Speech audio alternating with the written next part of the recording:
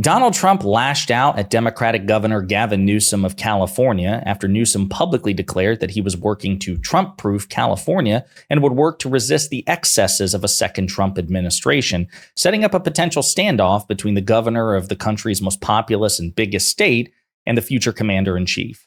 But before we unpack all that, if you end up liking this video and you want to support the channel, please be sure to hit the like, subscribe, and alert bells before you go.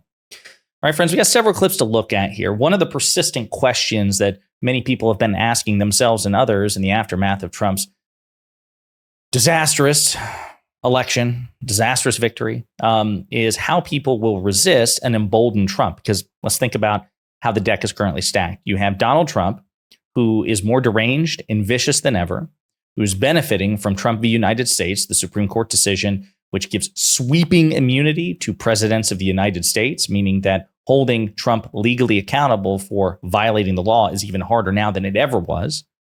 Number three, he's going to have Republican control of the Senate, and they've made it abundantly clear that they are going to defer to him in pretty much all ways, even more than they did in term one. That's a big one. They're almost certainly going to control the House, fingers crossed, because it's possible the Democrats can squeak out a win there, but the odds are against us. So that would give him unified control of the federal government, right? Especially when MAGA Mike Johnson and the MAGA Republican Party are arguably more unhinged than Senate Republicans. That's not good. And then, of course, you have a Supreme Court with a 6-3 conservative supermajority, and 3 of those 6 were directly appointed by Donald Trump himself. 2 of the non-Trump conservative appointees, Clarence Thomas and Justice Alito, are set to retire, which would allow Trump to give 5 Supreme Court justices by the end of his second term at a minimum. That's a lot of firepower, folks. That's a lot of power, Trump is at the apex. The president of the United States is probably the most powerful person in the world. We've talked about that. And thank God right now that's Joe Biden. But once Trump becomes president, not only will he become the most powerful man in the world, but he will be the most powerful man in the world, given the lack of constraints around him. That's pretty devastating. It's pretty horrifying, right? So then the question is, well, what can we do about it? What can people do about it? What are the checks there? Well, Gavin Newsom, who's probably the most powerful governor, right? If you consider California in many ways the most powerful state, certainly the most populous. It has like the 5th highest GDP in the world, right? It actually outstrips most other developed nations. It's an economic powerhouse. Well, this is what Governor Gavin Newsom has to say about a second Trump administration. We have a president-elect, and I'm one of those people. I revere the institution. I revere this country. I revere the presidency, and I want our president to succeed.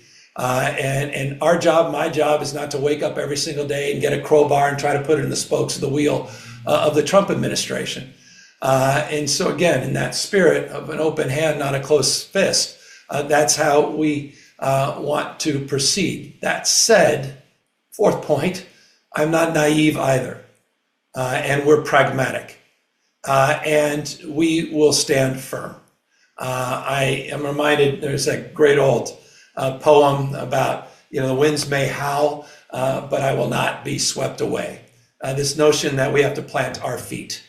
And I remember, I've been here long enough, having worked with the previous Trump administration, I'm not naive about those winds, and they did howl. We were involved in we were involved in specifically 122 lawsuits with the Trump administration. We know their playbook. We know what they're going to do. I talked a lot about the campaign, and I appreciated Kamala Harris's closing message about Donald Trump has an enemies list, and she said, have a to-do list. I said I would make it a modest addendum to that. So did Donald Trump.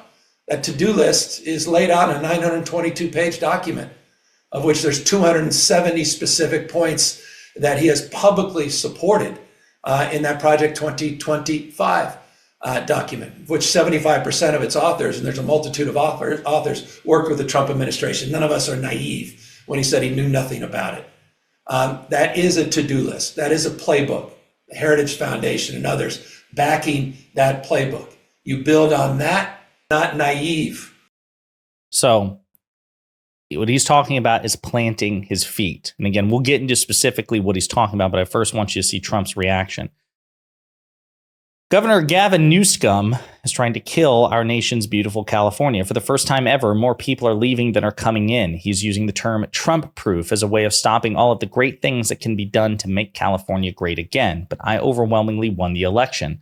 People are being forced to leave due to his and others' insane policy decisions, like ridiculously rerouting millions of gallons of water a day from the north out into the Pacific Ocean rather than using it free of charge for the towns, cities, and farms dotted all throughout California. They're making it impossible to build a reasonably priced car. The unchecked and unbalanced homelessness catastrophe and the cost of everything, in particular groceries, is out of control. Also, as an agent for the United States of America on voting in elections, I will be demanding that voter ID and proof of citizenship are a necessary part and component of the voting process. So what's he talking about? Newsom's quest to Trump-proof California enrages the incoming president because Newsom called a special session of the legislature to beef up the state's legal defenses against the incoming president. California is one of several blue states that have announced preemptive moves to defend against Trump's policies. New York Governor Kathy Hochul and Attorney General Letitia James have pledged to beef up coordination between their offices to prevent New Yorkers' fundamental freedoms from any potential threats. And state leaders in Illinois and Massachusetts have pledged to take action to protect undocumented immigrants, access to abortion, and the rights of LGBTQ people. So again, this is because Trump is seeing potential resistance from blue cities, blue states. The special session that Newsom has called will start in Sacramento on December 2nd, when lawmakers were scheduled to return to the state capitol to swear in new members and prepare for next year's session. Now, in terms of the specifics of what that special election will entail, we don't know. Some other governors of blue states that have signaled that they will resist the excesses of the Trump administration as a way to, encourage the discouraged include Vice President Harris's former running mate, Tim Walz, who had this to say. We're going to play a couple of clips. I do want to take a few minutes and talk about a few words about our path forward. I know there's a lot of folks that are worried about the next 4 years and what they're going to look like. I'm one of them. The agenda we heard from the other side in this campaign was very different from the one we know is right for our state and our country. We've already seen the damage a president can cause when he's in it for himself, not the American people. Look, we know what's coming down the pike. We know it because they told us. And we're going to have to be ready to defend the progress that we've made here in Minnesota. The other side spent a lot of time campaigning and talking about and promising that they would leave things up to the states. Well, I'm willing to take them at their word for that.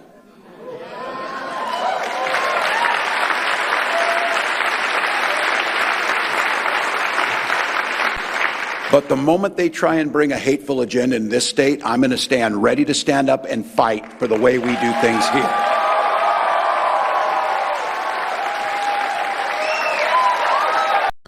Got another clip from Governor Walz and then one from J.D. Pritzker of Illinois.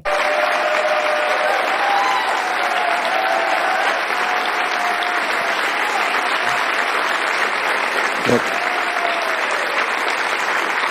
Minnesota always has and always will be there to provide shelter from the storm.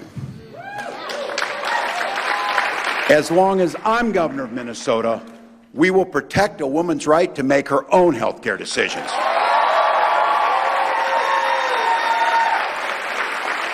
As long as I am governor of Minnesota, we will welcome immigrants with gratitude for their contributions to our communities.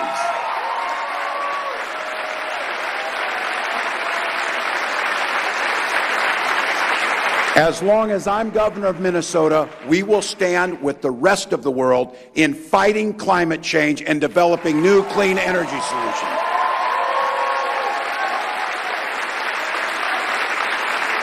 As long as I'm governor of Minnesota, we'll be a state that respects democracy, a place where we're proud of our civic debate and where we don't demonize people who disagree with us. So you get the gist of it from Governor Walz. Governor Pritzker of Illinois also had this to say.